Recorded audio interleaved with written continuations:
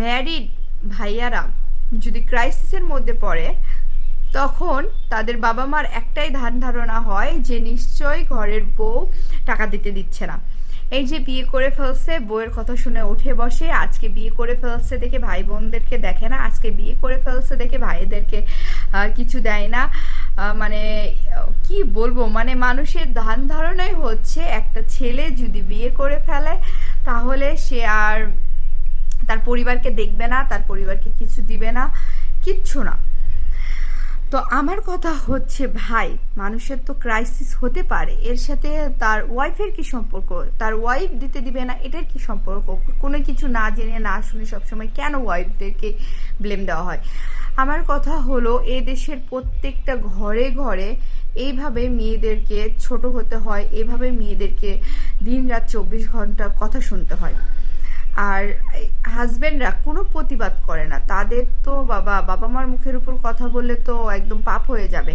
আর বউয়ের সাথে যে এগুলো করা হয়, এগুলোতে কোনো পাপ হবে না। হবে কিভাবে? এটাকে তো মনে করেন যে ফ্রিতে নিয়ে আসছে বিয়ে করে, তো এখন সব কিছুই তো মানে কি বলবো, হাজবেন্ডের হয়ে গেছে, বুঝছেন? হাজবেন্ডের খায় দায়, এটাই তো অনেক কিছু। এরপরে যে আবার প্রতিবাদ করবে, এটা তো মানে মনে করেন যে অনেক কিছু।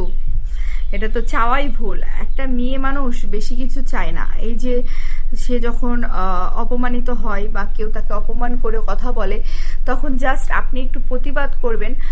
এমন না যে যে তাকে যে অনেক কিছু করে ফেলতে হবে, আপনি জাস্ট কথাগুলো রিপ্লাই করেন যে না, আমার ওয়াইফ এরকম না, বা আমি এই ক্রাইসিসের মধ্যে আছি।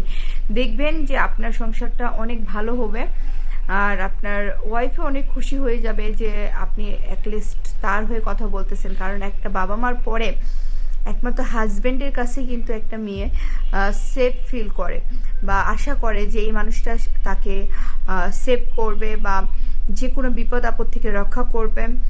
সো আপনার উচিত অ্যাটলিস্ট কথাগুলোর জবাব দেওয়া। মেয়েরা এটুকুই আশা করে। দেখবেন যেদিন থেকে আপনি অন্যায়ের প্রতিবাদ করতে শিখবেন, সেদিন থেকে আপনাকে আপনার ওয়াইফ অনেক সম্মান করবে, ভালোবাসবে, আর এটাই করা উচিত।